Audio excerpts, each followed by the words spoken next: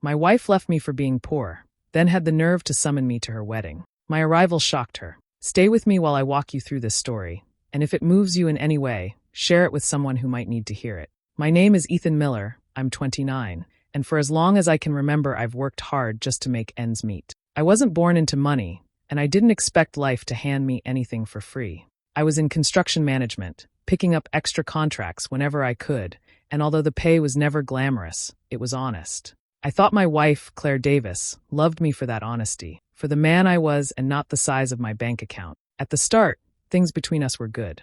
We built a life together with what little we had. But as time went on, I noticed how Claire's eyes began to wander, not to other men's faces, but to their cars, their houses, their designer clothes. She started pointing out how friends of hers were traveling, dining at expensive restaurants, and living the life. Slowly, her compliments toward me faded into comparisons. Every dinner out felt like a test. Every conversation about money turned into an argument. She would sigh when the bill came, remind me how her college friends married men with bigger careers, or drop names of wealthy acquaintances as if to highlight how far behind I was. Each jab cut deep, but I kept telling myself she just wanted a better future for us. The truth came crashing down one night when she finally said what I had feared. Ethan, I'm tired of living small. I deserve a better life than this. You work hard, but hard work isn't enough. I need someone who can give me everything I dream of. Her words didn't just sting, they tore me apart. Not long after that conversation, she moved out. I found out through whispers from mutual friends that she had already been seeing someone else. Ryan Carter, a corporate manager with a high salary, flashy car, and the kind of lifestyle Claire always drooled over. It felt like every insecurity I had carried was being confirmed. She didn't just leave me, she traded me in for someone richer, like I was a used car that no longer met her standard. The humiliation was unbearable. I remember sitting in my apartment surrounded by half-empty boxes of her things, wondering what I had done so wrong except for being born without wealth. My friends tried to tell me she wasn't worth it, that I deserved someone better, but all I could feel was failure. That was the moment betrayal became real. Claire hadn't simply fallen out of love. She had decided that money was worth more than loyalty, more than the vows we had made. And while she walked into a new life with Ryan Carter, I was left staring at the pieces of the one she had shattered. The night Claire ended things with me is still carved into my memory. We were sitting in our small apartment, the one I had worked extra hours to afford, and she looked at me with eyes that felt like they no longer belonged to the woman I married. Her voice was cold, sharper than I had ever heard it before. Ethan, she said, I can't do this anymore. I'm tired of living small. I want more, and I deserve more. I need a better life than what you're offering. I remember staring at her, unable to process what she was saying. I thought we were building something together, that the struggle was temporary, a step toward something greater. But she didn't see it that way. To her, my long hours and constant hustling were just proof that I wasn't enough. I tried to reason with her, telling her things would change, that I was landing bigger projects and opportunities, but she shook her head like she'd already made peace with her decision. What cut the deepest wasn't just that she was leaving, it was that she already had a place to go. Within days, I found out she had moved straight into Ryan Carter's luxury condo. Ryan, the man she had been comparing me to without ever saying his name out loud. That realization was like a knife. She hadn't just fallen out of love, she had been planning her escape, waiting for the right moment to switch me out like a broken appliance. The humiliation crushed me. Friends and neighbors whispered about how fast she had left, how quickly she slid into Ryan's world of expensive suits, rooftop dinners, and weekend getaways. Every time I overheard those conversations, it felt like another layer of my dignity was stripped away. I couldn't walk down the street without feeling like people were staring, pitying me, or worse, mocking me for not being enough. Nights were the hardest. I'd sit alone in our bedroom, staring at the empty side of the bed, wondering how love could vanish so easily. I questioned myself endlessly. Was I really such a failure? Was money the only thing that made a man worthy of love? Those thoughts ate at me until I barely recognized myself. I stopped answering phone calls, ignored texts from the few friends who tried to reach out. They told me I was better off without her, that her leaving was a blessing in disguise. But at the time, it felt like I had lost everything, my wife, my future, and even my own sense of worth. So I pulled away from everyone. I buried myself in work, not out of ambition, but because it was the only way to numb the ache. Alone in the silence, I replayed her words over and over. I deserve a better life. It was a constant echo, reminding me that the woman I loved had chosen someone else, and I was left with nothing but shame. After weeks of drowning in self-pity, something inside me finally snapped. I woke up one morning, looked at the mess of empty takeout boxes and unwashed clothes scattered around my apartment, and realized Claire had taken more than just herself when she left. She had taken my pride, my focus, and my will to keep pushing forward. That morning, I decided I wasn't going to let her or Ryan define the rest of my life. I had to rebuild, even if it was brick by brick. Work became my escape at first, but slowly it turned into something more. I threw myself into construction and project management like my life depended on. I started taking side contracts, small renovations, freelance consultations, even labor jobs that others turned down because the pay wasn't glamorous. I didn't care about the money at first. I just needed to keep busy, to remind myself I still had value. Word spread quickly about how reliable I was. I was the guy who showed up on time, stayed late if needed, and never cut corners. Clients noticed, and so did people higher up in the industry. One project led to another, and before long, I found myself managing bigger teams and more complex builds. My phone stopped being silent. It buzzed with opportunities. The real turning point came when I was recommended for a massive commercial renovation downtown. At first, I thought it was out of my league, but the company believed in me because of the reputation I had quietly built. It was the kind of contract that could change a man's future, and I wasn't about to waste it. I poured every ounce of energy into that job. Weeks blurred into months, and when the project was finally completed, the company was so impressed they offered me a long-term partnership. The paycheck that came with it was something I had never seen before. For the first time in my life, I wasn't worried about rent, groceries, or bills. I could breathe again. But what mattered more than the money was what it did for me inside. I wasn't chasing revenge, and I wasn't obsessed with proving Claire wrong anymore. Somewhere along the way, my motivation shifted. I just wanted to stand on my own 2 feet without feeling small. I wanted dignity, to know I could take care of myself and build a future without anyone else holding the keys. Nights alone no longer felt like punishment. They became moments of quiet reflection, where I could look back at the man who once felt worthless and see how far I had come. I still carried scars from the betrayal, but they didn't control me anymore. Instead, they fueled me to keep moving forward. For the first time since Claire walked out, I felt something I thought I had lost forever: hope. Months passed, and life finally started to feel steady again. I had buried myself in work, built a reputation that I was proud of, and for the first time in years, I wasn't lying awake at night thinking about Claire. I wasn't healed completely, far from it, but I was moving forward. That's why, when I opened my mailbox one afternoon and saw a thick cream-colored envelope addressed in handwriting I knew all too well, my stomach dropped. I stood in my kitchen staring at it for several minutes before I had the courage to open it. The gold lettering inside confirmed what I already suspected. It was a wedding invitation. Claire Davis and Ryan Carter, tying the knot at an upscale country club, complete with a weekend of events. My hands shook as I read the detail, but what truly made my chest tighten wasn't the printed words. It was the message scribbled at the bottom in Claire's familiar handwriting. It would mean a lot if you came. No hard feelings, right? I must have read that line 100 times. No hard feelings? After tearing my life apart, after leaving me for a man who measured worth in bank accounts and luxury cars, she had the audacity to act as if her betrayal could be brushed aside like a minor disagreement. My blood boiled, and yet at the same time, I felt a hollow ache deep in my chest. At first, I threw the card onto the table, muttering to myself that I'd never give them the satisfaction of my presence. The thought of sitting in a crowd, watching her walk down the aisle to the man she abandoned me for, made me sick. But as the days went by, I couldn't stop thinking about it. Was this her way of flaunting her upgrade? Did she expect me to show up looking broken, so she could confirm to herself that she made the right choice? The anger turned over and over inside me until it twisted into something else. Maybe this was my chance, not to fight, not to scream, but to finally face her without the weight of shame crushing me. I had changed. I was no longer the man she had walked away from. I had built something of myself, something solid, and maybe walking into that room would prove, at least to me, that she didn't destroy me. I debated it for weeks, the invitation lying on my desk like a challenge. Friends told me not to go, that it would only open old wounds, but something in me knew I couldn't ignore it. Closure doesn't come by hiding. Sometimes, you have to walk straight into the storm to prove to yourself you can stand in the rain. So I pressed my suit, circled the date on the calendar, and made my decision. I was going to the wedding. Not for Claire, not for Ryan, but for myself. Walking into the rehearsal dinner felt like stepping into enemy territory. The venue was dripping with wealth, polished marble floors, crystal chandeliers, and waiters in white gloves serving champagne. I had been invited, though awkwardly, and every step I took reminded me that I didn't belong in this world Claire had chosen. Claire spotted me almost instantly. She glided across the room in a designer dress, her hair styled perfectly, a smile fixed on her face that didn't quite reach her eyes. "Ethan," she said with exaggerated warmth, as though we were old friends reconnecting. "I'm so glad you came. Isn't this place amazing?"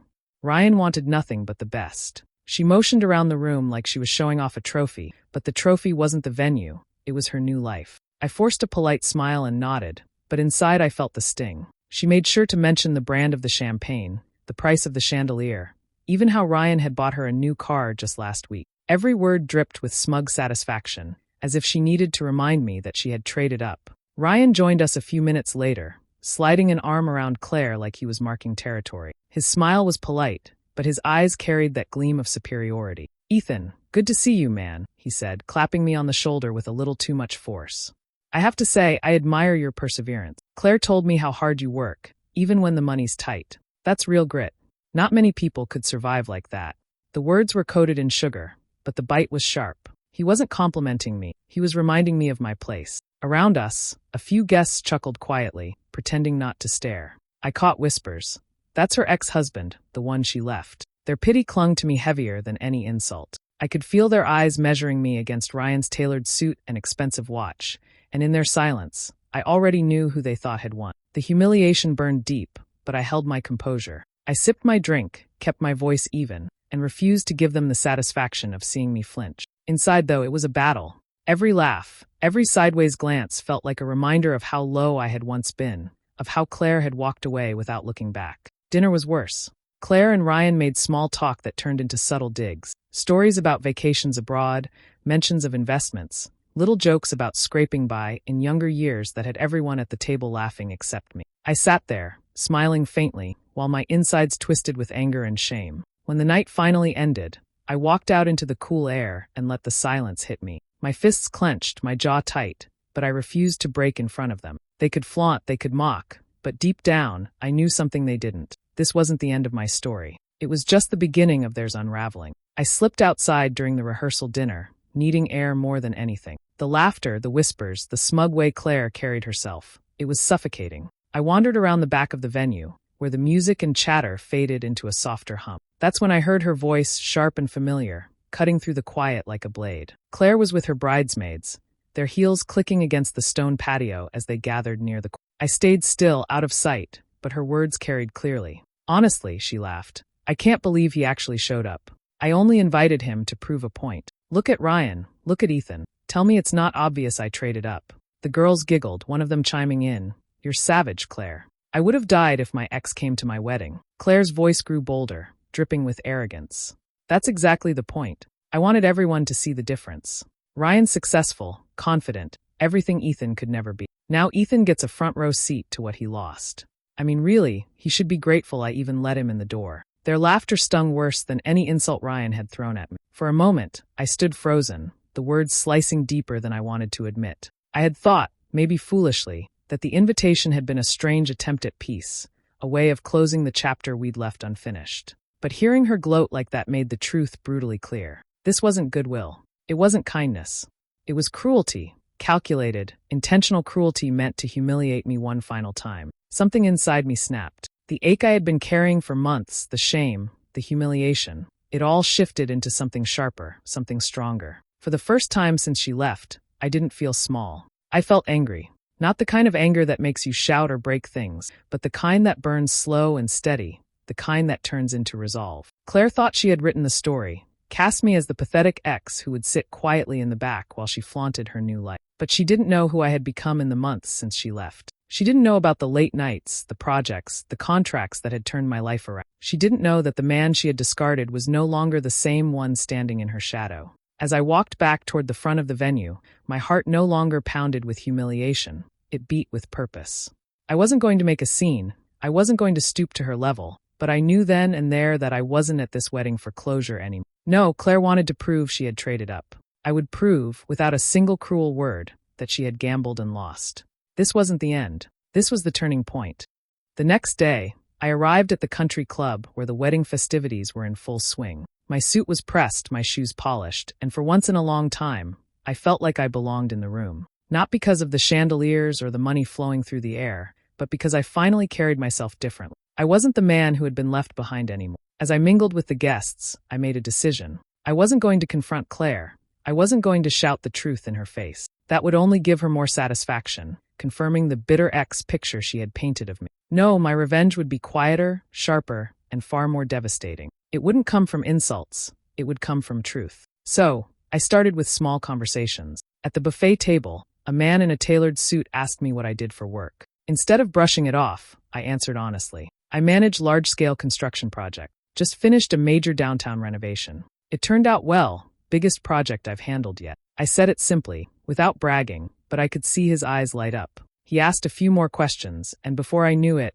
a small group had gathered, listening with interest. Later, while grabbing a drink, an older couple struck up a conversation. They mentioned how Claire used to say I worked too much for too little. I smiled and replied, "Work keeps me busy. Luckily, it's paid off. The contracts have been good this year. I can't complain." Again, no bitterness, no edge, just calm facts. But their expressions shifted, surprise replacing pity. Word spread quickly. That's the thing about weddings. Gossip moves faster than the music. I caught snippets of conversations. "Did you hear what Ethan's been working on? He's doing really well for himself." Guests who had pitied me the night before now looked at me with new respect, even curiosity. Meanwhile, Claire seemed restless.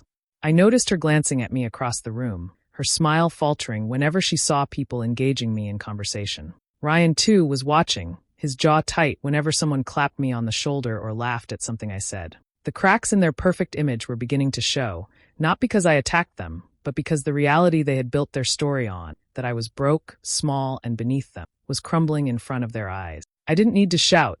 I didn't need to prove anything directly. All I had to do was be myself, let my hard-earned success speak quietly, and watch the truth unfold. The contrast between who Claire told people I was and who I had become was striking enough on its own. By the time the evening wound down, I could feel the shift in the air. I wasn't the object of pity anymore. I was the man who had survived, rebuilt, and thrived. And that truth, spoken without a single cruel word, was more cutting than any confrontation ever could be. The wedding day dawned bright and clear, the kind of morning where the sky looked painted in perfect shades of blue. The country club's garden was transformed into a picture pulled straight from a magazine. White chairs lined in neat rows, roses twined around archways, and a string quartet playing softly in the background. Guests arrived in expensive suits and elegant dresses, their laughter and chatter filling the air like music of its own. It was exactly the kind of setting Claire had always dreamed about, the kind of life she had traded me away for. She expected me to be there, of course. She expected me to sit quietly in the back row,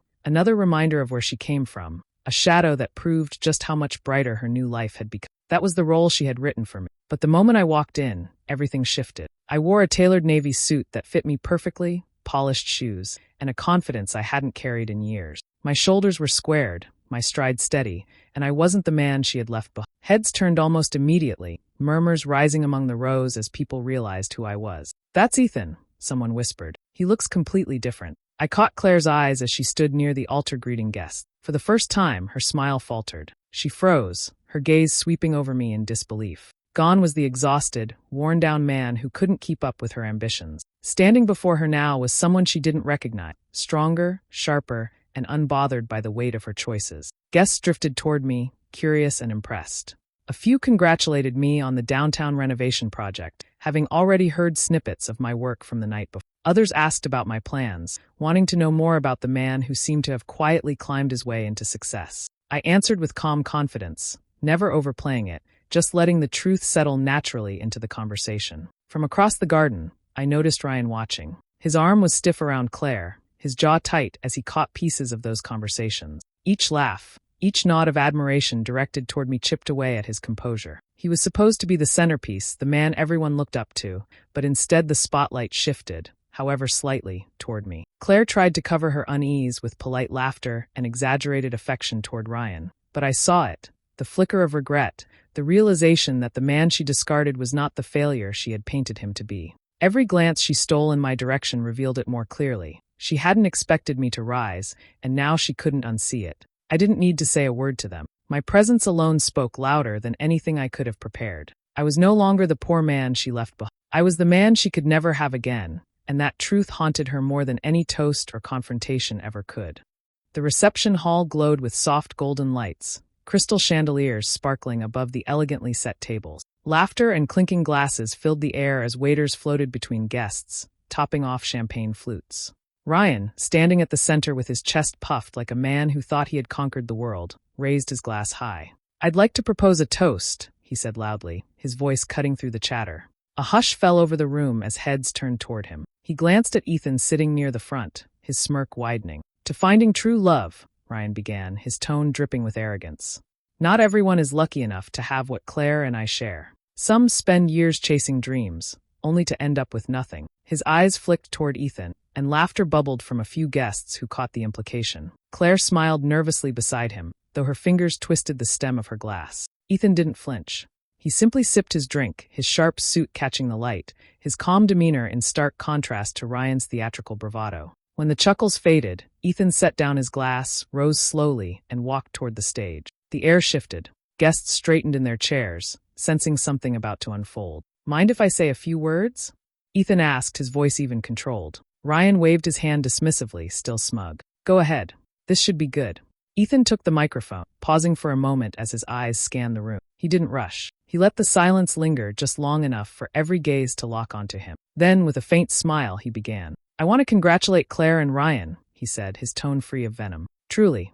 Because without Claire walking away from me, I wouldn't be the man I am today." Gasps stirred among the tables. Claire's face paled as her grip on her glass tightened. "When she left," Ethan continued, "I was broken. I thought my world had ended. But pain can be a powerful teacher. It pushed me to work harder than I ever imagined. It forced me to rebuild myself from the ground up." He stopped, glanced at Claire for a brief moment, then looked back at the guests. His next words were calm, but they struck like lightning. "Just last week, I closed a deal that secured a future I once thought was impossible. I don't share this to boast, but so that everyone here understands, I didn't lose when Claire left. I found myself, and today, I stand before you wealthier in every sense, in strength, in peace, and yes, financially, than I ever was before." The room froze. Forks clinked against plates. A few guests exchanged stunned looks, whispers spreading like wildfire. Ryan's smirk collapsed into a scowl, his knuckles whitening around his glass. Claire's lips trembled, her eyes darting toward Ethan in disbelief. Ethan set the microphone down gently, nodded politely, and returned to his seat as the silence deepened. He didn't need to gloat. His words had already done the work. The reception hall buzzed with a mix of whispers and stunned silence after Ethan's word. Champagne glasses remained untouched, the golden fizz rising and falling as though holding its breath, just like the guests. Claire's painted smile had collapsed, her eyes wide and fixed on the man she once dismissed as unworthy. Ryan's grip on his glass was so tight his knuckles whitened, his jaw clenched, fury radiating from him in waves. But Ethan didn't linger to drink in their downfall. He handed the microphone back to the DJ, offered a polite nod to the audience, and walked away with steady composure. He didn't look back. Not at Claire's trembling lips, not at Ryan's barely restrained anger, not at the crowd whose gazes had shifted from admiration of the bride and groom to awe at the guest who stole the night. His polished shoes clicked softly against the marble floor as he made his way out, the sound oddly comforting in the heavy silence he left behind. Outside, the cool evening air wrapped around him like a reward. The scent of roses from the garden carried on the breeze, mixing with the faint hum of distant traffic. Ethan paused on the steps, exhaling slowly, the weight of years of struggle finally dissolving. He realized he had come full circle, not as the desperate man Claire once abandoned, but as the stronger, wiser version of himself. He hadn't needed to humiliate her with cruelty, nor to fight Ryan with fists or words. His success, his growth, his calm dignity, that was the revenge, if it could even be called that. It wasn't about payback anymore. It was about proving, to himself most of all, that he had always been capable of more than they believed. A black sedan pulled up, the driver stepping out quickly to open the door. Ethan slipped inside, the city lights glinting across the polished windows. As the car pulled away, he glanced once at the glowing hall behind him. He imagined Claire standing there, torn between rage and regret, finally understanding what she had thrown away. That was her burden to carry, not his. Settling back into the seat, Ethan allowed himself a small smile. He thought of the long nights when he had been scraping by, the days when Claire's rejection nearly broke him. All of it had built the foundation of the man he was now. The pain had been fuel, the betrayal a lesson. As the city stretched before him, alive with endless possibility, Ethan whispered to himself, almost like a vow, "The past doesn't define me. I do." And with that, he let it go. Because in the end, the true shock of that wedding wasn't his tailored suit, his confident presence, or even his success. It was the quiet, devastating truth that the man Claire discarded for being poor had become everything she once claimed she wanted, without her. Do you think Ethan made the right choice by leaving that wedding with his head held high, or should he have stayed to watch the chaos unfold? I'd love to hear your thoughts in the comments below, and if stories like this keep you hooked, make sure to hit subscribe and turn on the notification bell so you never miss the next one.